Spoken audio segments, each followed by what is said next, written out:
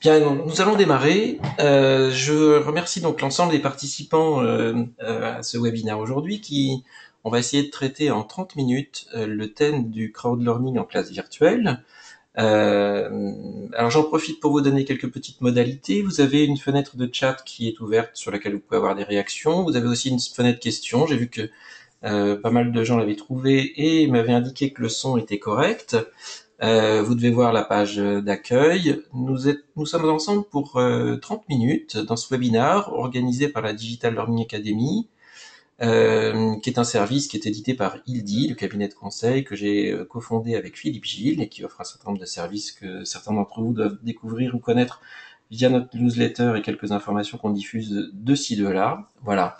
Après cette introduction, nous allons démarrer le sujet du crowdlearning en classe virtuelle. Alors je vais démarrer par vous donner une petite définition de ce qu'on appelle le crowdlearning. Voilà. Alors attendez. Très bien. Tout le monde a confirmé que vous m'entendiez correctement. Vous avez la définition sous les yeux. Alors c'est un terme qui est apparu, un terme anglais, encore un de plus, qui est apparu il y a quelques années. L'apprentissage par la foule. Voilà, le crowd quelque chose, vous devez le connaître par le crowdfunding ou le crowdsourcing, qui sont ces plateformes de mise en relation d'un certain nombre d'individus pour porter des projets, soit pour le financer, soit pour le co-construire. Le crowdlearning, c'est le même principe appliqué à la formation, c'est-à-dire qu'on va utiliser la force d'un groupe pour rassembler des idées, des notions d'apprentissage, des contenus, de l'expertise pour que chacun en profite. Donc, ce qui est intéressant dans cette approche, c'est qu'on est à la fois récepteur, apprenant d'une formation d'une thématique, mais qu'on est aussi contributeur, et que la force du groupe renforce l'efficacité de ces dispositifs. On a souhaité aujourd'hui associer le terme crowdlearning à la classe virtuelle parce que dans des dispositifs de grands groupes, la classe virtuelle est ce qui permet de pallier à une difficulté qu'on rencontre régulièrement, qui est le sentiment de solitude. En fait, d'être un des éléments d'un grand groupe, mais pas forcément un acteur, et pas forcément avoir la motivation et la mobilisation nécessaires pour avoir un apprentissage constructif. Donc pourquoi la classe virtuelle quand on parle de cloud learning? On a souhaité traiter cette particularité du cloud learning. C'est parce que c'est dans un dispositif de formation mixte, c'est quelque chose qui permet d'avoir le sentiment de participer à une communauté, d'être un des acteurs, et c'est ce qu'on va essayer de voir et d'expérimenter ce matin. Donc on va essayer à la fois d'apprendre et de faire une expérience de crowd learning via la classe virtuelle. Voilà. Alors quels sont les intérêts de la classe virtuelle? C'est injecter ce que j'appelle la communication mammifère. Les dispositifs de formation à distance, les dispositifs mixtes ont tendance généralement, même s'ils rassemblent des humains, à apporter un peu de déshumanisation. Et la classe virtuelle, quand elle est ajoutée des ingrédients qu'on va découvrir, permet de redonner ce sentiment d'échange entre humains et pas des échanges mécaniques. Ça va renforcer les liens entre les participants, et on va voir comment on peut le faire. Et puis ça te donne le vrai sentiment d'appartenir à une communauté et pas d'être simplement un individu seul parmi les autres. Ça va donc encourager, stimuler, motiver et surtout apporter un plus aux notifications automatiques qu'on peut avoir par les différents dispositifs qui vous rappellent que la prochaine leçon démarre la semaine prochaine, que vous êtes en retard ou que vous avez un quiz à terminer. Même si on peut imaginer que derrière ces notifications, il y a de l'intervention humaine, en fait, elle n'est pas aussi intéressante que celle qu'on peut partager vraiment quand on est physiquement présent ensemble. La classe virtuelle permet de reconstituer cette présence physique et cet échange, et on va le voir par la suite. Donc les objectifs de la classe virtuelle dans le crowd learning, c'est de permettre la co-construction des savoirs, et on va l'expérimenter, d'introduire la notion de social learning, c'est-à-dire l'apprentissage via des outils et via des systèmes de réseaux sociaux, de mettre en place du travail collaboratif, d'être capable de réaliser des actions ensemble, de favoriser l'échange de pratiques, voire résoudre des problèmes, et puis de mettre en œuvre du partage sur des éléments d'évaluation, la correction éventuellement entre les pairs, etc., ce qu'on retrouve dans les MOOC.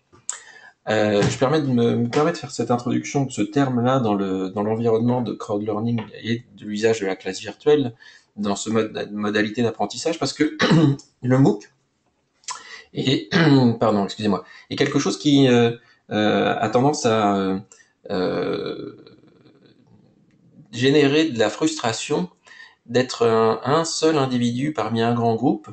Certes, on peut être content d'être participer à 40 000 ou 50 000 au MOOC cuisine dernièrement de l'AFPA, je ne sais pas si vous l'avez suivi, mais il manque un petit quelque chose qui dit mais où sont donc les 40 000 autres qui suivent la formation avec moi. Et donc la classe virtuelle permet de répondre à ce besoin.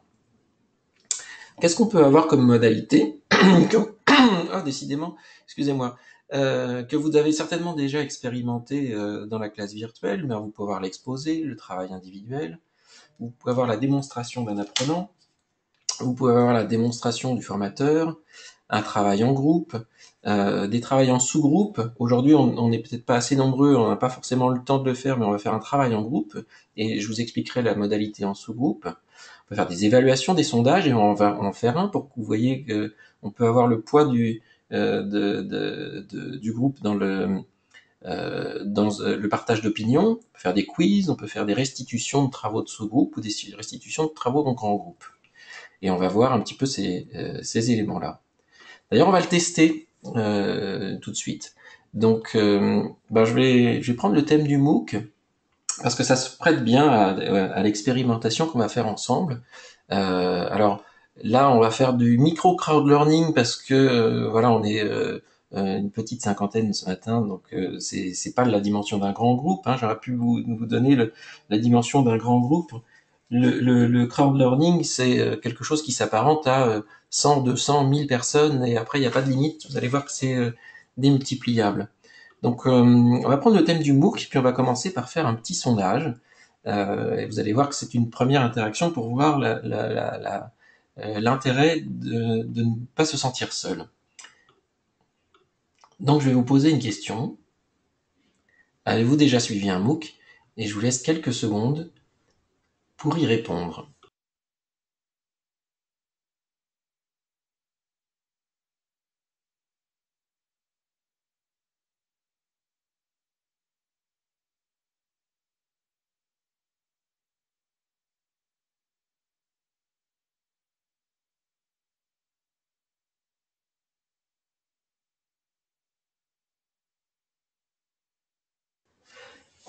Voilà, donc je vois que vous avez été nombreux à répondre à ce questionnaire. Donc, hop, je vais vous partager les résultats que vous devez voir actuellement à l'écran. Voilà, donc ça permet de voir dans cette communauté telle qu'on est aujourd'hui ensemble dans ce MOOC, dans ce webinar, euh, que ben un tiers des participants n'ont jamais suivi de MOOC. Et pourtant, l'intérêt que vous avez pour le digital learning pourrait le dire, mais c'est bien de pondérer l'engouement qu'on a pour les MOOC avec la réalité du terrain. Je passerai sur le fait que encore plus de 80% des formations sont en présentiel. Et donc le MOOC est d'une des modalités qui perce, certes, mais a encore du chemin à faire. Moi, ce que je noterais, c'est que j'ai déjà commencé un MOOC, mais je l'ai pas fini. Alors, j'avais anticipé cette tendance ici, puisque ça va être la suite de ce qu'on va faire comme interaction ensemble. J'ai déjà terminé un MOOC pour 22% des participants. C'est quelque chose de... et puis, l'exception, j'ai déjà terminé plusieurs MOOC, 4%, ce qui montre bien que il y a des progrès à faire dans le MOOC pour que ça se démocratise. Alors, j'ai une deuxième petite question à vous poser. Et on va démarrer tout de suite. Voilà. Euh... Ah, voilà. Je vous avais dit que j'étais dans un environnement qui risquait d'être un petit peu bruyant. Alors ça tombe bien, j'avais rien à dire et je vous laissais le temps de répondre à cette question sur les difficultés que vous avez pu avoir pour suivre un MOOC.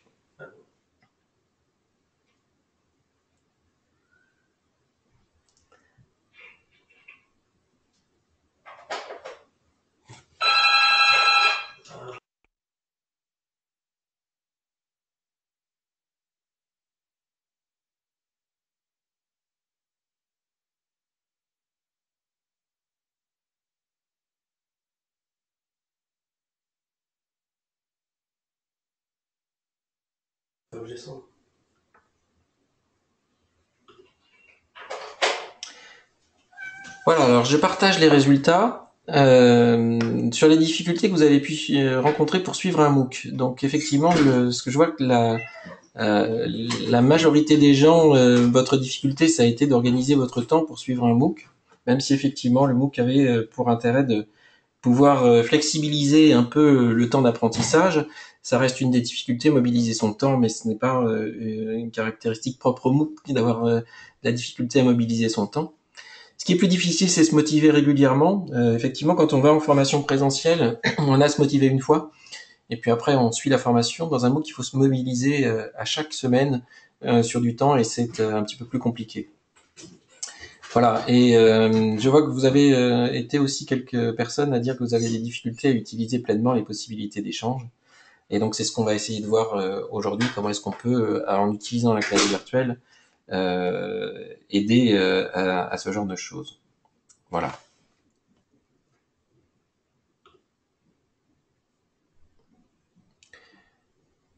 Donc je vous ai évoqué le fait qu'on pouvait faire quelques sondages, on vient de le tester. Maintenant on va faire une opération un petit peu plus compliquée, vous allez voir ça va être crescendo dans la durée de ce webinaire.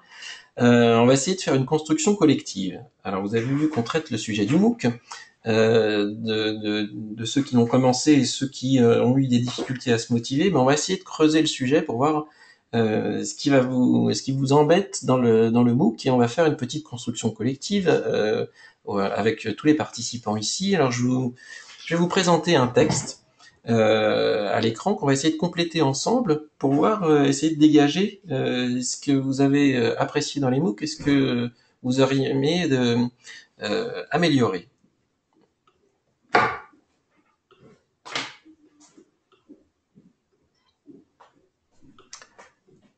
Voilà, je pense que tout le monde doit voir à l'écran le petit document texte que j'ai préparé.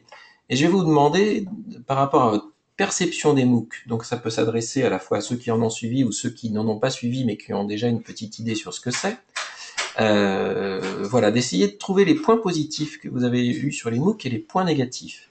Alors c'est moi qui vais collecter et centraliser ce que vous allez me proposer.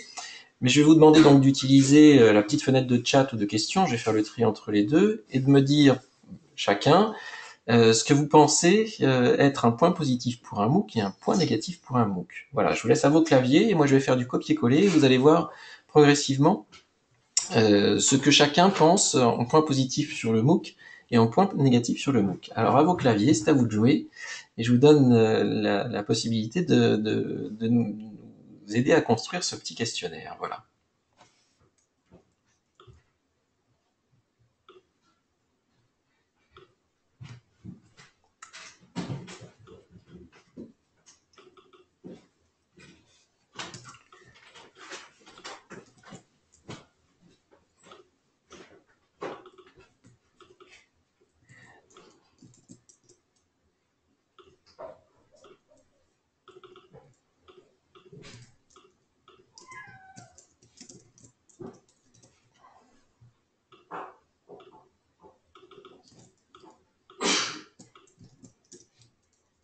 Voilà, alors vous voyez qu'on travaille tous activement et que je fais la restitution de ce que vous me donnez en direct. Alors vous êtes plus nombreux que moi, donc je ne peux pas forcément suivre votre rythme. Ça fera partie d'un des points qu'on va voir à la fin sur les conditions de réussite.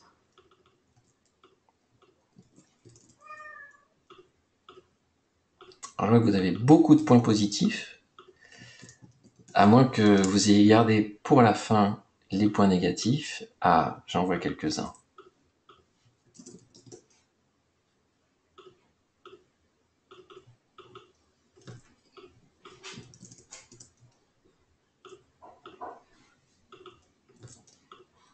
On demand, voilà.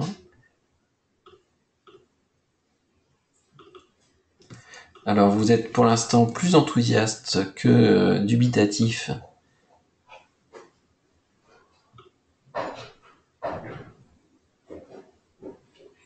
Ah, mais vous avez quand même... Alors, je reviendrai sur le MOOC cuisine un jour dans un autre dans un autre webinar, parce que c'est dommage, il est fermé. Mais quand il recommencera, je vous demanderai éventuellement de vous y inscrire, ce qui donnera la possibilité d'avoir quelques points négatifs. Comme vous pouvez l'imaginer, donc j'ai un parti pris sur ce MOOC. Voilà. Vous allez dépasser largement ma capacité de synthèse en direct, parce que je veux le faire aussi dans un moment court.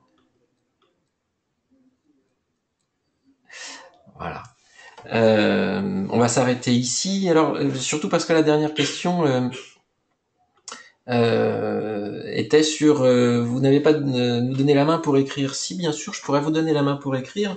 Je ne voudrais pas cumuler là sur ce webinaire les difficultés d'appréhender plusieurs outils à la fois l'outil de webinar avec les interactions simples qu'on peut avoir par la petite zone question, augmenter à des difficultés de partage de documents à plusieurs, de personnes qui savent ou pas utiliser des outils de partage de documents comme des Google Docs, etc. Mais bien évidemment, quand vous faites par exemple sur un grand groupe et que vous avez plus de 20 personnes, 30 personnes, 50 personnes, 100 personnes ou au-delà, l'intérêt est de répartir les participants en plusieurs sous-groupes et de les faire travailler, de leur donner la main et l'autonomie pour pendant un petit moment donné travailler ensemble sur, par exemple, le remplissage de documents sur un document partagé sur Google Drive ou un document Office 360 ou un simple Padlet sur le web. Je voulais pas augmenter la difficulté technique et je me suis permis donc de juste vous faire interagir avec l'outil de webinaire et de faire moi-même le copier-coller sur le document. Mais vous voyez qu'en très peu de temps, avec un nombre de participants pas forcément énorme, on arrive à dégager ce qui est quelque chose qui donne un intérêt et une perception globale des MOOC. Donc vous nous avez mis en point positif effectivement flexibilité, l'utilisation de la vidéo qui peut être engageante, la granularisation, le fait que ça soit gratuit, partiellement gratuit, le fait qu'on puisse être à son rythme, voilà, et les activités corrigées par les pairs, ce qui est un point très positif effectivement, et pas simplement une correction descendante. Les points négatifs, la pédagogie qui est souvent un petit peu qui tourne en boucle, hein, vidéo plus quiz, le relationnel qui est difficile à engager, et les quiz qui peuvent être quelquefois que une simple mode d'évaluation un peu basique. Voilà, puis le sentiment de solitude et d'isolement. C'est pour ça qu'on parle aujourd'hui de classe virtuelle dans le crowd learning, dans la formation en grand groupe, parce que c'est le moyen de se rendre compte qu'on a un certain nombre de participants ensemble. Alors, c'est ce que je vais faire immédiatement, et je vais vous donner la possibilité de voir l'ensemble des participants ici. Donc, un petit instant.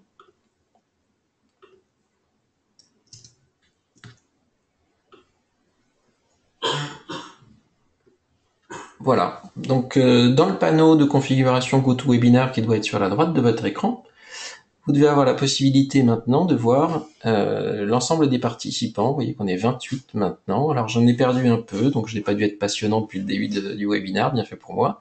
Et ici, donc vous avez la liste des 28 personnes qui sont présentes. Vous devez pouvoir avoir un petit onglet qui s'ouvre pour les voir.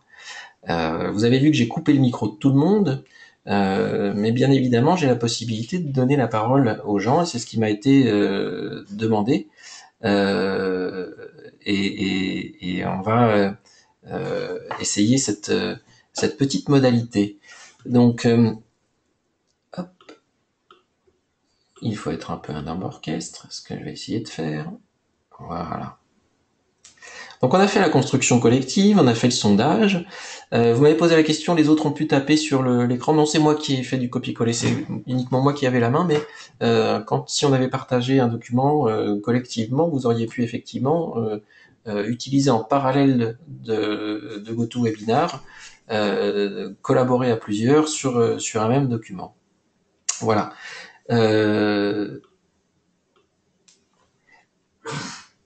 Est-ce que quelqu'un a envie de me poser une question sur le crowd learning en classe virtuelle, question audio?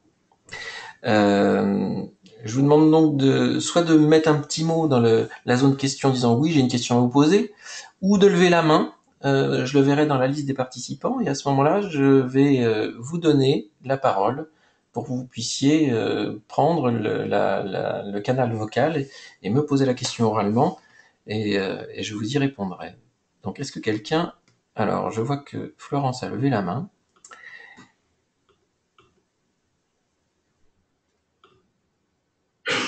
Et je vous donne donc la parole, Florence. Et normalement, maintenant, tout le monde peut vous écouter si vous vous exprimez et que on n'a pas de difficulté technique avec le micro de votre ordinateur.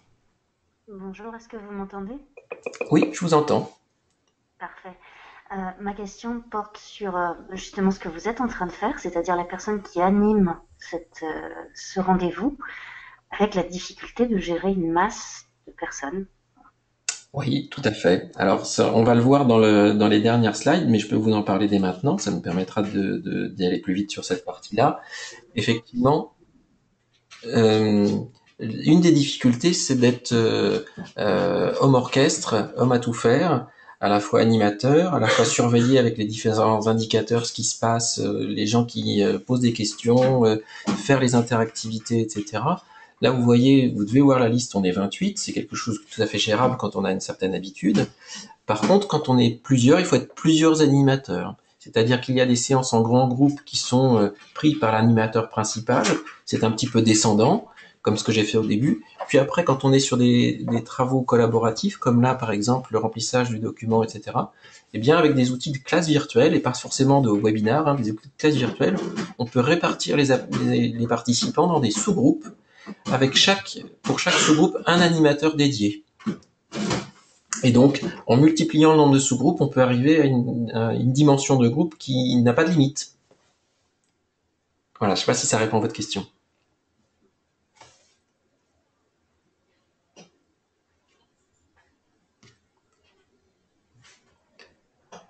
Alors, je vois que vous avez aussi une autre question. Je vais donner la main à Bertrand.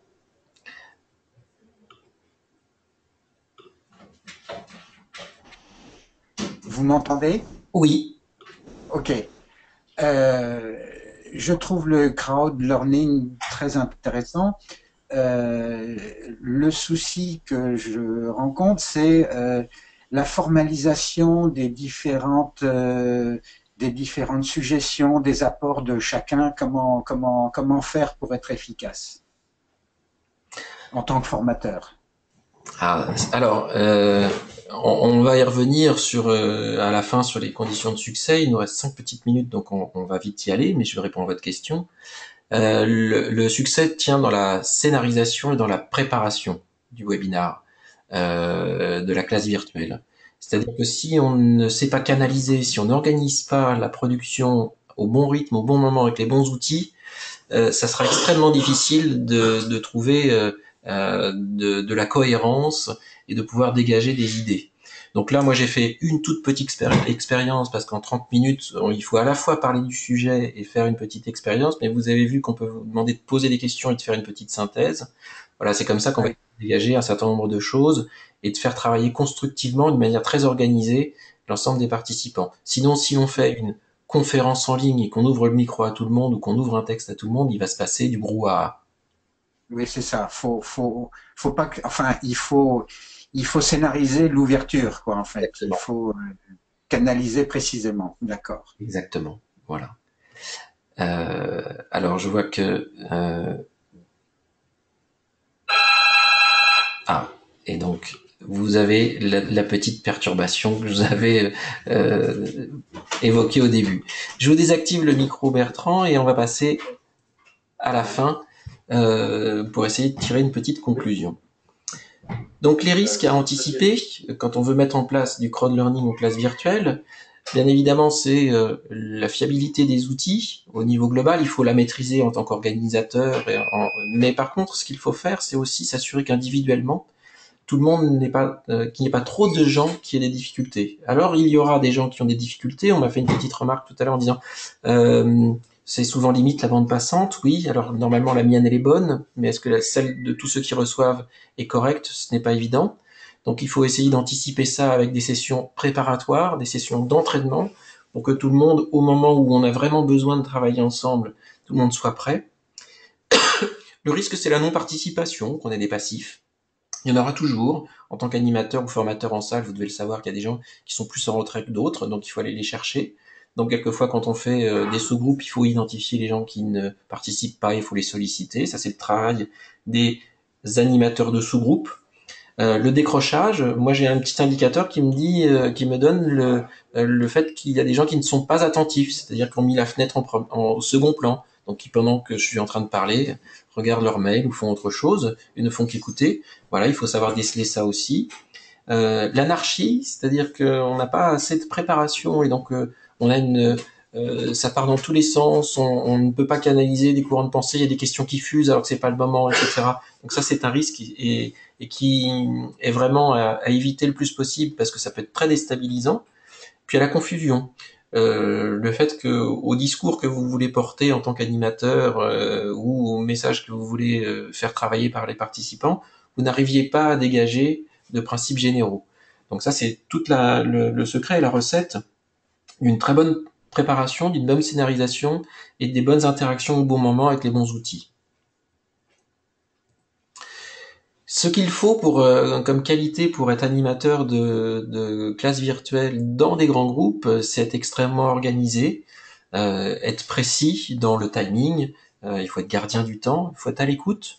Donc il faut avoir toujours un œil sur ce qui est donné comme commentaire, comme interaction. Il faut savoir lire en même temps qu'on parle. Donc là, par exemple, on m'a posé la question du nombre d'animateurs en sous-groupe. Un sous-groupe de 20 personnes, c'est gérable par un animateur qui maîtrise son sujet et les outils. Au-delà, c'est plus difficile. Quels sont les sujets à éviter pour cette modalité pédagogique? Un autre thème une autre question qu'on m'a posée. Il n'y en a pas vraiment. Vous pouvez aborder tous les sujets, y compris les sujets qui fâchent. Si vous avez bien organisé le travail, on peut s'en sortir. Voilà, il faut être multitâche, comme je viens de le faire, c'est-à-dire continuer à suivre son cours tout en lisant les questions ou les remarques qui ont été faites. Il faut être garant du bon scénario, du bon déroulement, ça va avec le gardien du temps. Il faut être à l'aise techniquement, ça c'est effectivement c'est d'être multitâche, c'est pas forcément donné à tout le monde, ça peut se travailler. Et puis il faut être aussi capable de piloter les autres intervenants quand vous êtes en sous-groupe, c'est-à-dire que vous avez la possibilité dans les classes virtuelles d'avoir des conversations privées entre organisateurs du grand groupe et des sous-groupes. Et ça permet de coordonner des avancements en disant mon groupe est un petit peu en retard, est-ce que tu peux donner 3 minutes de plus à tout le monde? Voilà, ce sont les choses qu'il faut avoir en tête. Le timing est très important parce que on peut le voir assez facilement, le nombre de personnes qui décrochent, il est proportionnel au temps et à la longueur du webinar, ou plutôt au temps des activités que vous demandez à faire. Donc ici, si on a fait un petit résumé en 30 minutes, mais si on voulait faire un webinar en crowd-learning, 1 heure est un bon timing pour ne pas être pressé par le temps, donner la parole à tout le monde, qui est capable d'échanger. Je vous ai donné le découpage sur 1 heure. Vous pouvez alterner apport théorique, participatif, apport théorique, participatif. Ce qui est intéressant, c'est de terminer par 5 minutes de questions, ce qu'on a essayé de faire à l'oral et les questions auxquelles je réponds au fil de l'eau. Et puis terminer par 5 minutes de conclusion, comme ce que je viens de faire là, en donnant quelques clés de réussite sur l'organisation, l'animateur et le timing. Voilà. Comment est-ce qu'on peut extraire les données ici? C'est la dernière question qui m'est posée avant que je ne termine ce webinaire. Les outils de classe virtuelle permettent de tracer une traçabilité de l'ensemble. Ici, je fais l'enregistrement de ce webinaire. Je vous ai donné en plus un document à partager que vous retrouverez dans la restitution qui vous sera envoyée par email demain. C'est un livre blanc que nous avions écrit il y a quelque temps sur le crowd-learning en classe virtuelle. Vous avez peut-être trouvé l'onglet pour le télécharger pendant la présentation. Sinon, vous l'aurez en copie à la fin de ce webinaire. Vous aurez l'enregistrement audio-vidéo qui est fait, plus le support que j'ai utilisé. Voilà, et éventuellement même le petit document texte qu'on a co-construit ensemble. plus toutes les questions qui ont été posées, le temps où les gens ont été attentifs, pas attentifs, ça c'est pour l'organisateur, pour essayer de recalibrer un peu son scénario s'il a senti des moments où il y avait des difficultés dans la progression. Voilà, il y aurait bien d'autres questions à poser et sujets à aborder sur le crowdlearning en classe virtuelle. Voilà. La question qui m'était la toute dernière question à laquelle je réponds, c'est quelle est la différence entre un webinaire et une classe virtuelle. Le webinaire, c'est très descendant, personne n'a la parole et on ne travaille pas en collaboration, on est top-down et tout le monde écoute. La classe virtuelle, c'est d'avoir la possibilité de mettre en place des activités pédagogiques avec les participants et de leur donner la main, de leur donner la possibilité de répondre, co-construire, poser des questions, échanger. Oralement, c'est très intéressant. Alors, la dernière question qui m'a été posée, qui était est-ce que on a la possibilité de faire de la webcam? Alors bien évidemment, vous devez ici avoir normalement la mienne qui est à l'écran. Voilà, je ne l'ai pas activé, pas par coquetterie personnelle, mais parce que il n'est pas évident pour tout le monde d'avoir suffisamment de bande passante pour voir la webcam et entendre l'audio correctement. Donc, je sais pas si vous voyez ma webcam actuellement, voilà. Et si vous êtes attentif, vous pourrez peut-être passer le chat derrière. Voilà, donc ça c'est un élément qui permet aussi de donner un petit peu plus d'humanité dans les échanges. Je pourrais, comme j'ai donné la main pour participer ou l'audio pour échanger, je pourrais donner, pour ceux qui sont équipés de webcam, j'aurais pu leur donner la parole visuellement également. Voilà, c'était pas l'objet de faire une démonstration technique de toutes les possibilités, mais essayer de vous faire appréhender un petit peu le fait que la classe virtuelle permettre de mettre en place des activités pédagogiques à plusieurs, sans limite de nombre si on est dans une vraie outil de classe virtuelle avec des sous-groupes et avec suffisamment d'animateurs. Voilà, et en un temps réduit, ça permet de donner de la cohésion et un sentiment de participation à l'ensemble des participants. Voilà, je vous remercie de votre participation active. Voilà, vous aurez dès demain la restitution vidéo, vous aurez les supports et vous aurez le petit texte qu'on a fait ensemble. Voilà, si ce thème vous a plu, je vous propose de poursuivre éventuellement en posant des questions sur le groupe LinkedIn de la Digital Learning Academy. Si ce webinaire vous a plu et que vous voulez assister au suivant, et pour ceux qui ne le sont pas encore, je vous invite à vous abonner, mais la majorité doivent l'être déjà, à la Digital Learning Academy. Et puis je vous remercie de votre présence, et à très bientôt. Rendez-vous dans un mois où on traitera d'un autre thème de webinaire, et vous en aurez la surprise dans quelques jours, parce qu'on a une hésitation dans l'enchaînement des thèmes. Voilà, je vous souhaite une très bonne journée à tous, et à très bientôt. Au revoir.